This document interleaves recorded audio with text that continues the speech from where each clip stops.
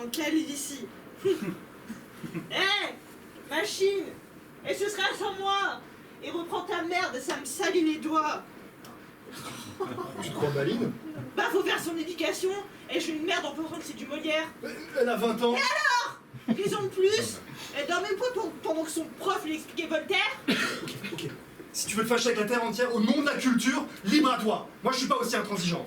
Je ne suis pas intransigeante. Je dis que mon beauf en calvitie est une merde. C'est tout. Mais t'en sais rien, si ça se trouve c'est très bien. Avec un titre pareil. Mais tu parles pas sérieusement. Mais retourne-toi et dis-moi ça. Regarde-moi et redis-moi ça que j'en crois mes yeux. Tu es fatigué. Et ben toi aussi. Eh ben voilà, vous savez tous les deux fatigués. Ouais. Voilà. On arrête. Je crois que c'est mieux. Avant les baffes, Avant les insultes, avant de se détester. avant de tout gâcher. D'accord. Bah comment on fait? Je sais pas. Parce que moi mon train il est dans 2 jours, du coup je peux peut-être passer... Le mien est open. Je rentre quand je veux. Et bah tu passes à l'appart avant moi, tu fais tes affaires et... Et pourquoi c'est pas toi qui les foutrais dans un carton et qui me les jetterais dans la cour près des poubelles? Tu dis ça? Bah je sais pas, pour être méchante. Je suis pas méchant moi. Et voilà bien ce que je te reproche. Tu me prives d'un peu de violence là, ça me soulagerait. J'ai autant de peine que toi. Hein. Ah mais je me doute, mais je vais pas commencer à respecter ta sensibilité, hein. Faut bien que je monte la plus forte. Ok, effectivement, un peu de recul ça nous fera le plus grand bien. Mauvais le recul pour les miens. Peut-être mieux, mais peut-être joli yeux. Mais arrête ça, c'est une phrase de rencontre, pas de rupture. Peut-être pas définitive. Quoi la rupture? Alors je peux laisser mes cartons chez toi? Ah non, si tu t'en vas, si on se sépare, tu prends bien toutes tes affaires et surtout là tout ce qui traîne partout, là tes doudous, tes parfums, tes écharpes, tes peluches, tes chaussettes. T'inquiète! Je passerai du monsieur propre dans tout l'appart pour effacer toute trace de moi. Il faut que je te rende aussi le Garcia Marquez là. Garde-le, j'en veux pas, j'en rachèterai un autre. Ah non, c'est con, j'en ai pour 2 jours. Garde-le, je te dis, j'en veux pas!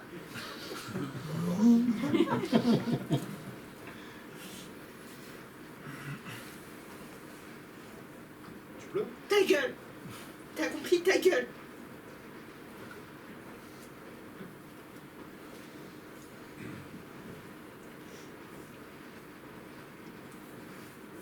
Il est quelle heure?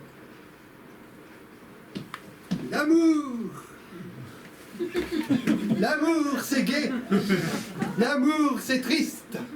Colombine aime Pierrot, Pierrot aime Colombine, mais le vieux Pantalone veille sur sa fille et sur son argent. Alors que Capitan fait des avances à Colombine, que va-t-il se passer, jolie madame? Que va-t-il se passer, chers spectateurs, quand Pierrot va constater que Colombine cède aux avances du Capitan? Tiens, Pierrot, il fout le camp. Non! Salaud! Quoi? C'est ce qu'on avait décidé, non? Toi t'as décidé! Moi, menteuse! Tu me traites de menteuse devant tout le monde, je te fais un procès pour agent public! Essaye pour voir! Lâche-moi! Non, tu vas me griffer! Lâche-moi! Mais lâche-moi, je te dis! Aïe! Aïe! Au secours! Mais au secours! Cet homme me fait mal! Aidez-moi!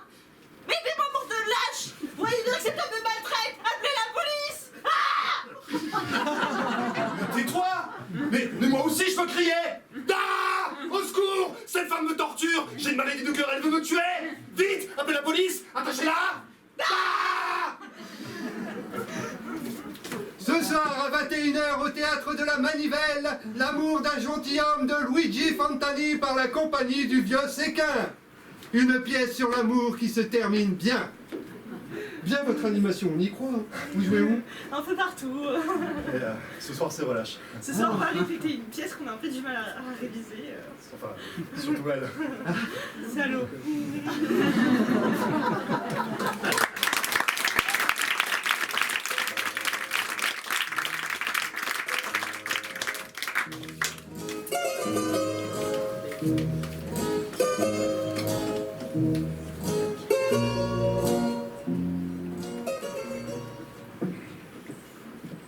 Yassas! Kalispera! À force d'aller en Grèce, je suis en train de devenir une véritable élève.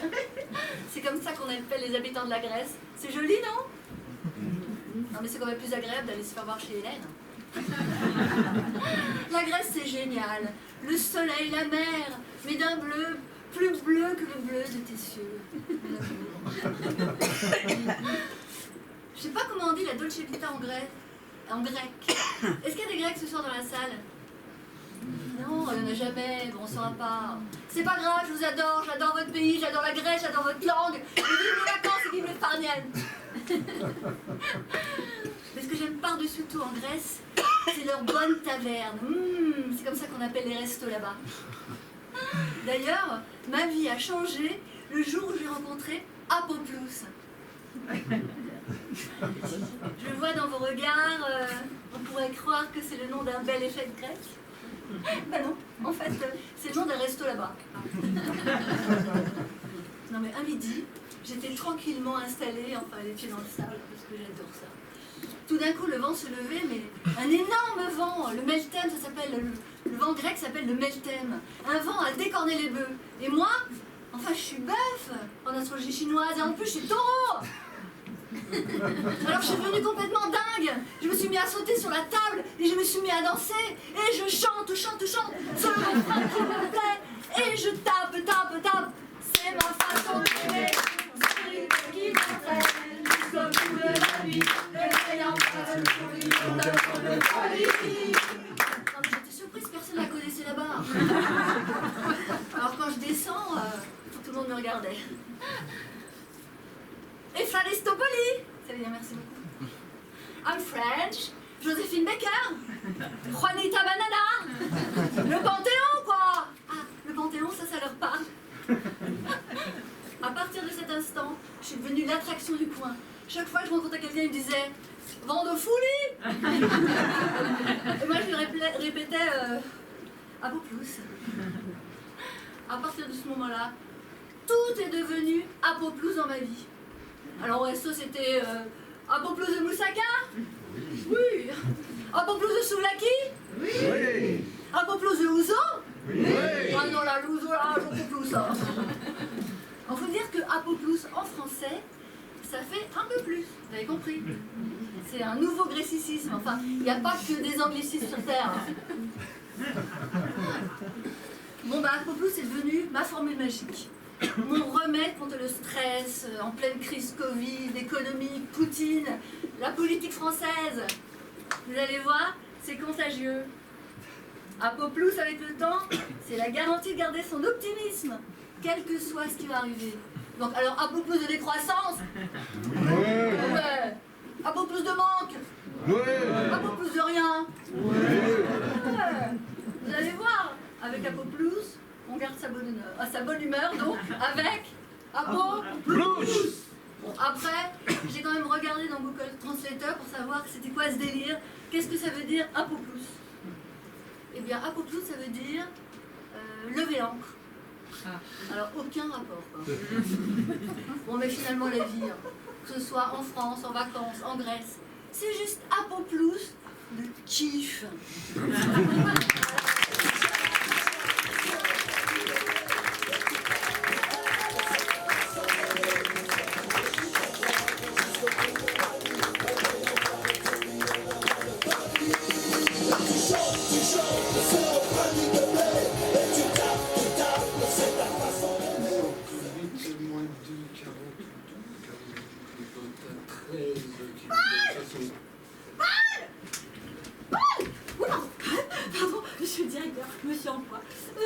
C'est juste pour vous dire que ça y est, j'ai réussi à faire embaucher notre dernier patient, client, administré.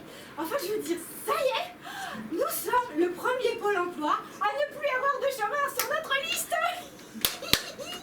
Alors, nous avons réussi. Notre mission est terminée. Qu'est-ce qu'on va faire maintenant? Malheureusement, Rose, la meilleure conséquence de tout cela est que nous allons être licenciés à notre tour.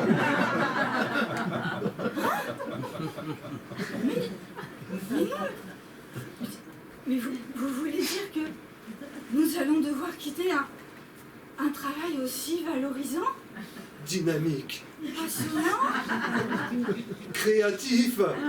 dans une aussi bonne ambiance? Oh, Rose, Je ne veux pas parler de malheur, mais je crois que vous allez être reclassé dans un autre Pôle emploi. Quant à moi, vu mon âge, Mais non, Paul, je ne vous quitterai pas. Et promis, si nous sommes au chômage, nous pointerons ensemble. Mais qui sait? Vous trouverez peut-être dans le secteur privé. vous n'y pensez pas, Rose. En tant qu'ancien fonctionnaire, je n'ai jamais vraiment travaillé. Je peux pas vous laisser dire ça. Je peux pas vous laisser dire ça. Vous avez beau avoir 60 ans, ça se voit pas, Paul. Je sais, l'administration, ça conserve. Mais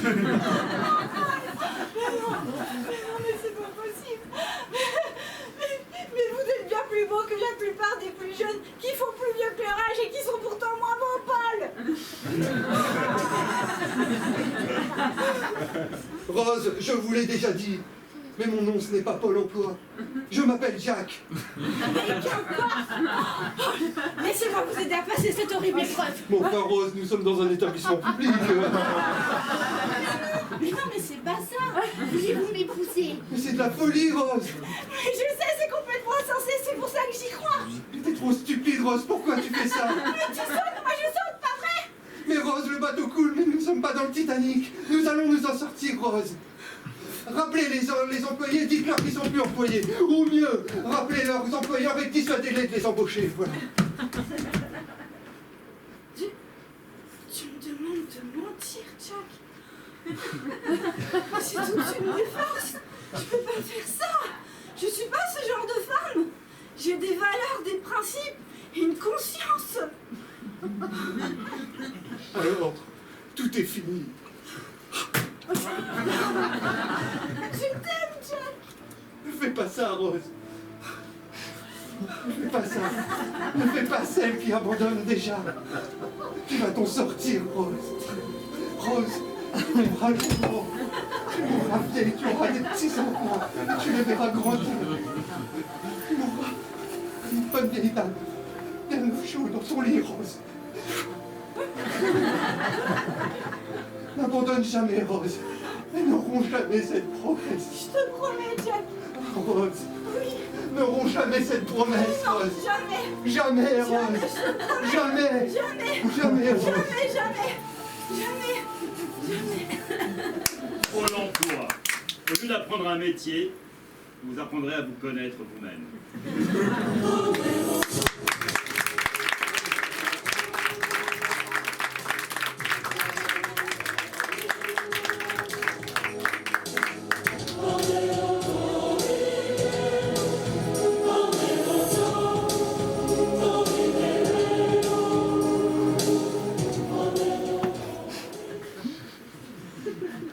Sœur Marie-Bernadette!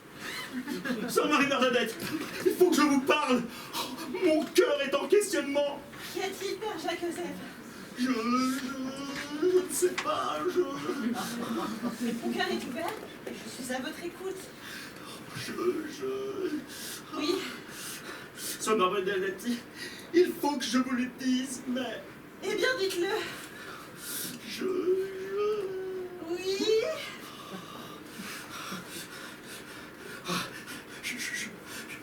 Je ne peux pas le dire. Mais comment ça? Mais dites-le.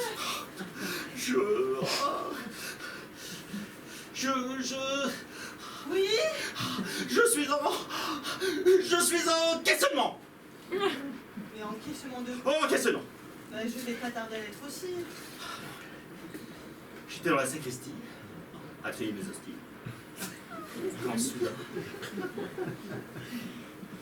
il m'est apparu.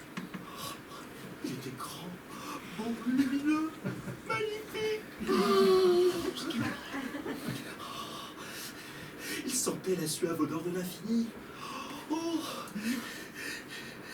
ses petites ailes frétillaient dans la lueur du crépuscule. Son auréole clignotait comme un merveilleux sapin de Noël le jour de la nativité. Quoi? C'était Gabriel, l'ange Gabriel. Gabriel. Non. Gabriel tout seul. Il scintillait de mille feux. Il m'est apparu en songe, dans la lueur du crépuscule voltant. Il m'a dit: alors Jacques Martin, Jacques Ouille, Jacques Arnaud, Jacques Eusèbe. Tu es Jacques Eusèbe. Et c'est pour cela que vous m'êtes apparu. Jacques Eusèbe, tu es Jacques Eusèbe, et ta chair est bénie. Tu enfanteras. J'enfanterai. Mais je n'ai jamais péché. Ah bon? Ah oui? Eh ben le fruit de tes entrailles est béni aussi. Oh, j'enfanterai, le fruit de mes entrailles est béni. Mais, accoucher pour un homme? Mais ça doit être horriblement douloureux! Mais enfin Jacques Eusèbe, c'est donc impossible pour un homme d'accoucher? Ah bon? Mais oui, enfin, voyons, Jacques Eusèbe, c'est impossible pour un homme d'accoucher. Ah bon? Tu vas pondre un œuf? Évidemment! Ah bon? Je porte en moi un œuf.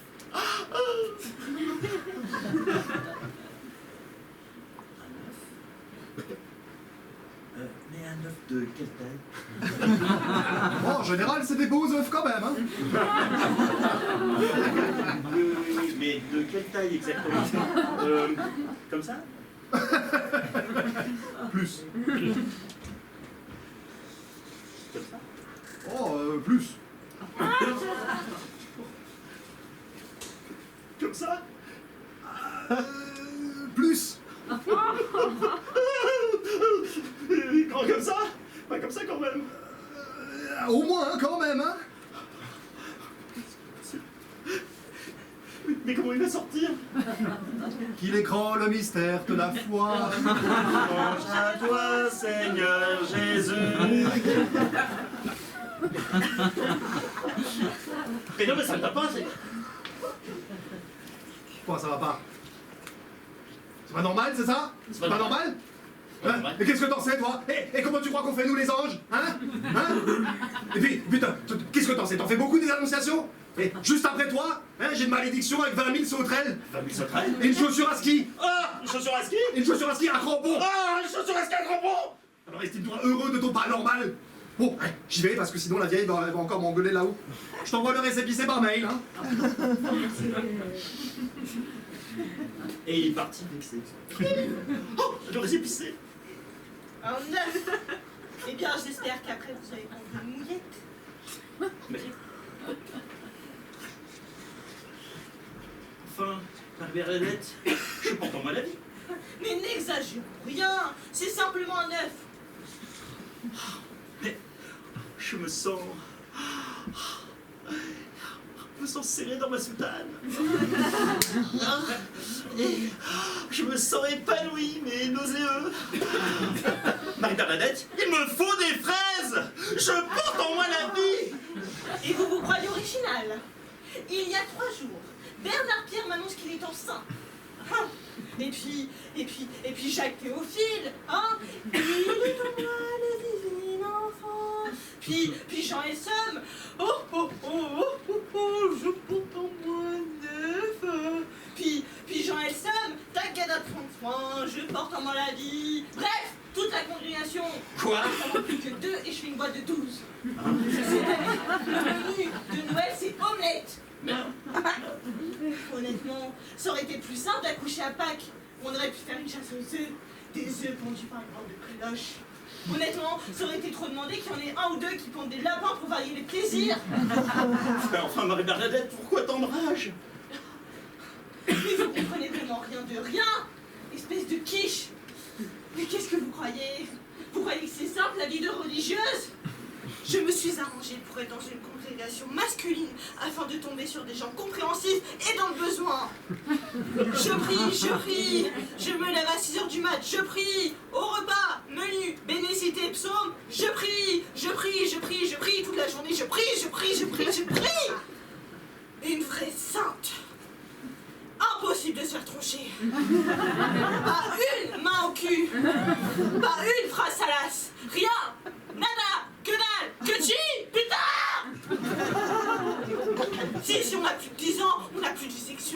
Blanche Gabriel, vous croyez qu'il m'est enceinte, lui? Non! Non! Tout le monde, sauf moi! Alors oui, j'ai les glandes, j'ai les glandes! Mais enfin... Mais, Marie-Bernadette, j'ai besoin de vous. Je ne vais pas l'éduquer tout seul, cet œuf. C'est vrai? Oh, merci. Merci, Jacques Eusèbe. Oh, merci. Oh, ça me touchait profondément. Enfin, pas comme j'aurais voulu, mais ça me touche quand même. Enfin, bon, pour le suivi, n'allez pas voir le gynéco. Hein. J'opterai pour le proctologue. S'il a pu retirer une boule de Noël et un concombre l'année dernière, il sera prêt à tout. Oh, Jacques Eusèbe, permettez-moi que je rêve de voir ça.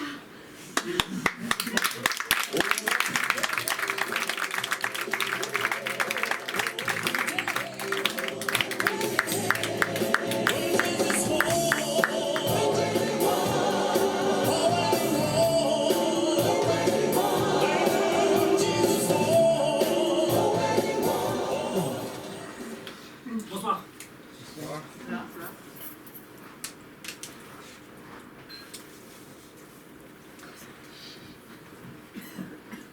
Comment vous dire?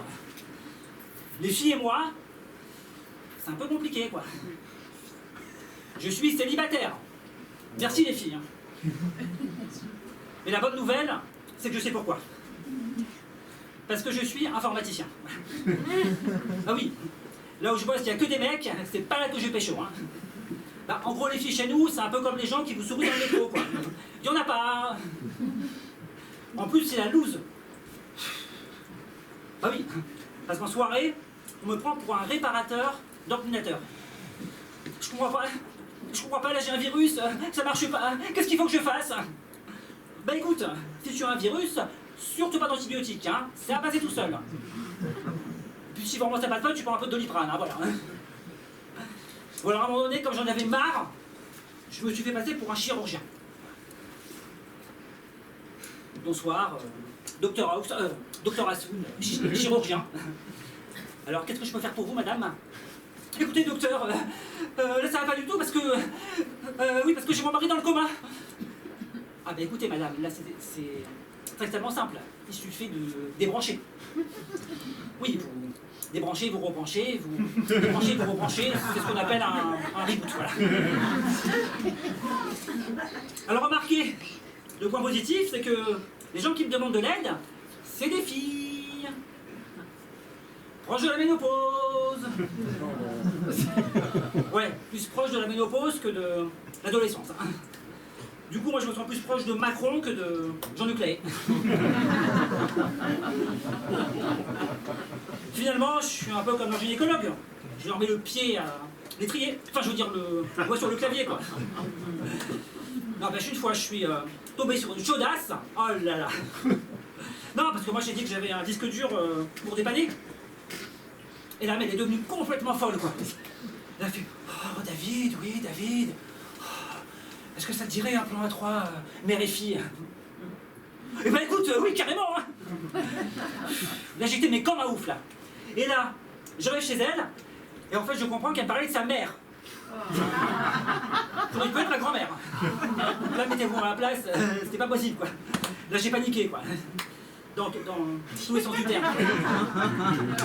Et ben voilà, encore raté. Mais je comprends pas, là, qu'est-ce qu'il faut que je fasse, là?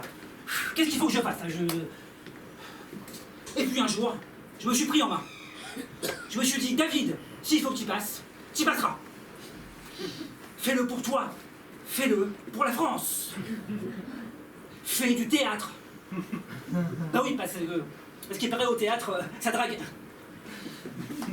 Et mieux, fais du one-man show. Parce que comme on dit, femme qui rit, femme à moitié. Dans le lit. Et ben voilà, vous avez compris. D'ailleurs les filles, là, vu comment vous avez ri ce soir, quand je vais sortir, ça va être de la folie, je crois. Hein.